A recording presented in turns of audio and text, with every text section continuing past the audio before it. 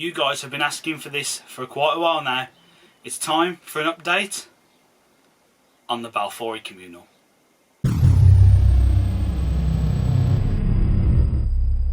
Here it is, guys, the Balfouri communal. You've been asking for it for quite a while now, so I thought now is the time. We've got a few molts to get out, we've got a bit of maintenance to do, so I'm going to bring you guys over closer so we can get a proper good look at this. And here we are, guys. So if you remember how this looked when it first went together, I had obviously the substrate put in, I had the driftwood twigs all put in there. As you can see, we've got a molt here, there is another molt here, I believe there's another one around the back here. We've got to top up the water, we'll get some fresh water dishes, give it a spray down. We'll see if we can find any of the Balfouri, because there are 7 that live in here. They are getting a good size on them now. So we're going to start by trying to get out some of these molts. I can actually see one of the spiders, well, the legs anyway, around here. So we'll have to get out that molt down there. We're going to redo these water dishes, we'll put some more food in. So let's see what we can find. I really like this Habosphere enclosure. Gives me a really good insight into what's going on. So we've got one down there. Let's see if we can get these molts out.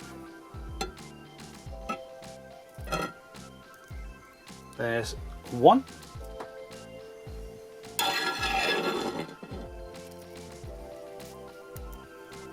And there's another. And let's see if we can grab that other one.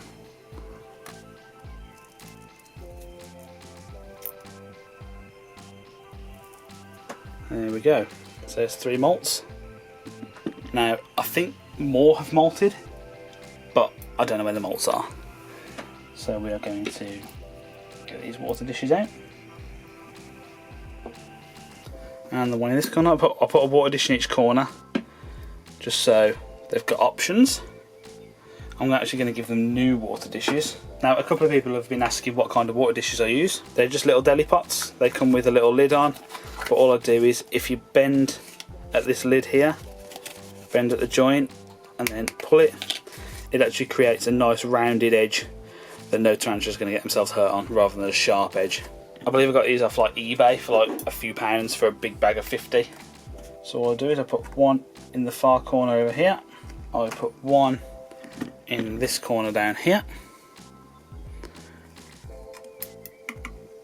and then we'll put some water in. Let it overflow slightly.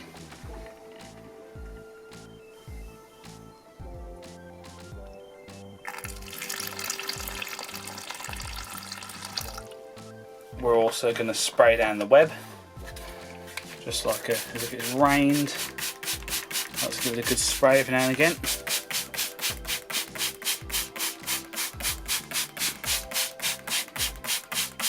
Even though they are an arid species, so they do like a drier enclosure, but I just like to imitate as if it's rained heavily, just so it feels a bit more natural. So what I do with the feeding, guys, is I get a selection of dubias, big ones, small ones, and just throw them in. Literally just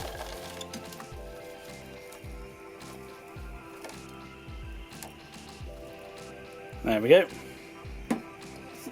Is that a dead one? Or is that one? No, it's alive, but it's just playing dead. So all I've done is thrown some roaches in all over the place, and eventually they will come out, they will eat. Any ones that go inside any of these holes will obviously get devoured. Here we are, guys. Managed to get, oh, there goes one as soon as I started talking, but you can see one of the Balfouri there, what I believe is one of the females, and there's actually one up in the corner over there just chilling. So what I'm going to do, guys, I'm going to put these guys to one side, and I've managed to pull out 5 molts, and we're going to have a go at sexing these. And I'm going to try and show you guys how to sex these molts pretty accurately. I'm not the best at sexing them myself, so we'll just see how it goes.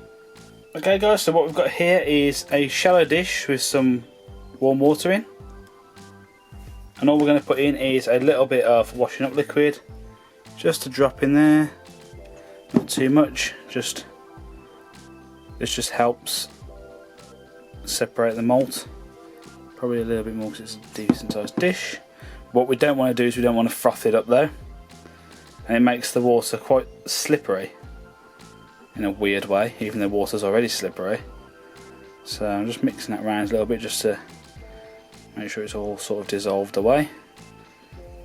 And I don't know how to describe it, the water becomes sort of like oily, that's the best way to describe it.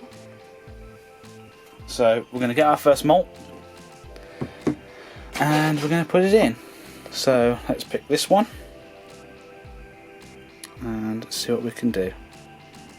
So you'll see as it starts to get into the water it softens up and legs break off and all sorts. Depending on how long you've left the malt in the enclosure or on the side waiting to sex it, they do go all crispy. But the most difficult part of this, what I struggle with, is opening up the abdomen here. So this is what the dish soap is used for. So while that one's soaking, I'm going to throw in another one. Put this one in here. So let's see if we can open these up a bit. This is the bit I struggle with. I end up destroying the malts by accident. Put the camera the other side so I can get a bit of a closer in look. There we go. So I can get right in here now. Now I'm sorry if I cast any shadows or anything. Just gently trying to open the abdomen up. Now as I said, I'm not the best at sexing malts. In fact there's probably a little bit too much water in here. So I'm going to try and syringe some of the water out. Okay, so we've gotten rid of the water and it gives us a bit more better chance to open these up without them floating around everywhere.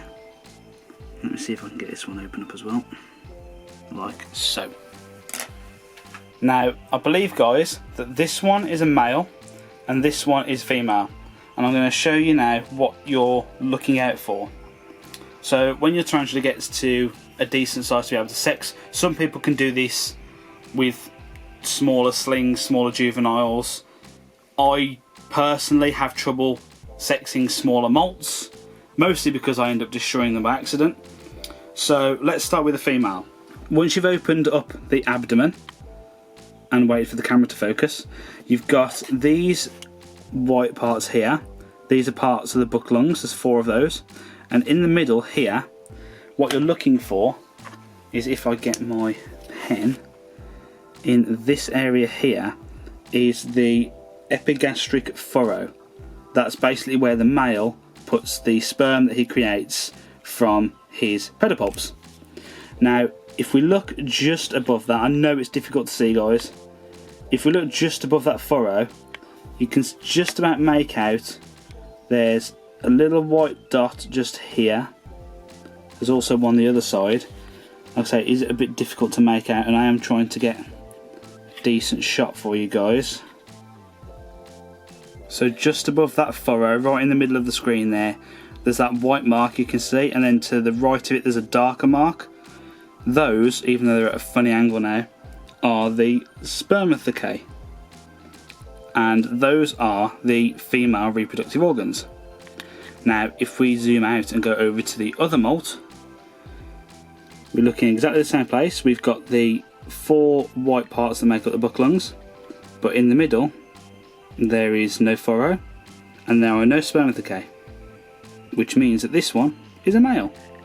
And that guys is what you're looking out for. That is how to sex a tarantula the most accurate way. Some people will try and sex a tarantula ventrally from underneath. It's okay, but it's not accurate. Luckily, with these guys, they become sexually dimorphic at a certain age, which means that the males and females become different colours and they look different. So, unfortunately, I can't show you here. The males will have the blue coloration going pretty much all the way up their legs, and then their carapace will become a nice blue colour, whereas the females have the blue going about halfway up their legs, and then the rest of their leg and their carapace stays that sandy colour that you see. If I remember, I'll try and put some pictures on the screen to illustrate that point that I'm making. So yeah, it looks like we've got at least 1 male, 1 female. So I'm going to do the rest and then come back to you. So these 3 malts here, it looks like they may all be male.